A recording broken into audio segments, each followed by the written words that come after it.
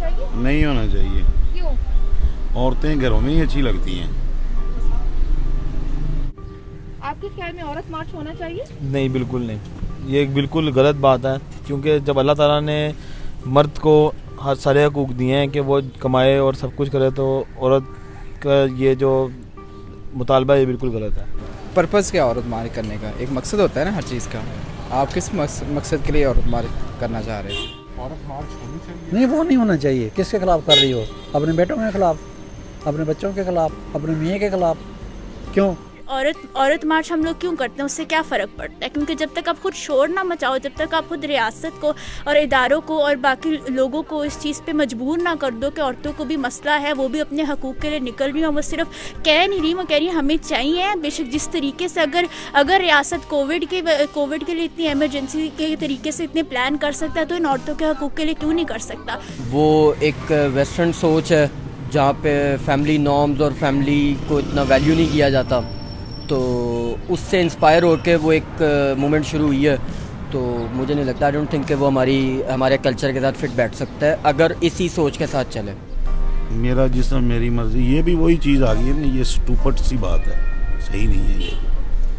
کہ میرا جسم میری مرضی کا یہ مطلب ہے کہ میری مرضی کہ مجھے کوئی میری مرضی کے بغیر ہاتھ لگا سکتا ہے یا نہیں لگا سکتا.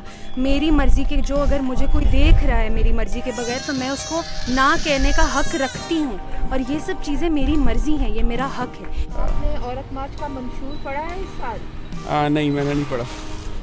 وہ اس دفعہ خواتین کی صحت کے مسائل کے حوالے سے بات کر رہی ہیں. مارچ سے کون سی صحت اچھی ہو جائے گی؟ ہم نے جو منشور بنایا اس میں ہم نے کافی ریسرچ کی, ہم نے ان کمیونٹیز کے پاس گئے, ان سے پوچھا کہ آپ کو کیا مسئلے مسائل ہیں, وہ بھی ہم نے اس کے اندر ڈالا. 3 عورتوں میں سے ایک کے پاس بریسٹ کینسر ان کو ہو سکتا ہے, مگر صرف اس لیے لوگ نہیں جاتے ڈاکٹر کے پاس کیونکہ ایک وہ جو شرم اور حیا اپنے جسم کے ساتھ کی ہوئی, اس کی وجہ سے آپ کی جان جا سکتی ہے. یہ بھی ان بھی عورتوں کو اتنے مسئلے وہ صحت کے مسئلوں کے ساتھ ان کو رہنا پڑتا ہے, وہ نہیں جا سکتے ہسپتالوں کے پاس. تو یہ عورتوں کا ایشو ہے ہی. اگر سب کچھ ہمیں فراہم کیا جا رہا ہوتا, ہماری ریاست کر رہی ہوتی, تو آج ان ساروں کے پاس اتنے مسئلے مسائل نہ ہوتے. خواتین کی صحت کے مسائل کے حوالے سے اس دفعہ بات کر رہی ہیں, تو آپ کے خیال میں کیا پاکستان میں خواتین کی صحت کے مسائل سنجیدہ نوعیت کے ہیں؟ کیا انہیں توجہ ملتی ہے؟ جی, یہاں پہ جو حال ہے, یعنی کہ ہاسپٹلائزیشن یہاں پہ بالکل آپ گورنمنٹ سیکٹرز وغیرہ کی دیکھ لیں, وہ تو مردوں کی بھی ویسی ہے جیسے عورتوں کی ہے. وہاں پہ مردوں کے ساتھ بھی ویسے ہی ہوتا ہے, عورتوں کے ساتھ بھی ویسے ہی ہوتا ہے. دونوں اگر وہاں پہ چلے جائیں تو دونوں کے لیے ایشو ہے یہاں. تو بچوں کی پیدائش پر کس کا حق ہونا چاہیے؟ یہ تو اللہ کی مرضی ہوتی ہے. جب اللہ یعنی کہ انسان کو دیتا ہے اولاد, تو تب ٹھیک ہے, اللہ کی جب مرضی ہے, ہمارا بیچ میں کوئی ہے ہی نہیں. فیملی پلاننگ پر کس کا اختیار ہونا چاہیے؟ فیملی پلاننگ جب جتنے مطلب اللہ نے لکھے ہوئے ہیں, انسان کی اولاد جتنی لکھی ہوئی ہے اتنی ہونی چاہیے بس.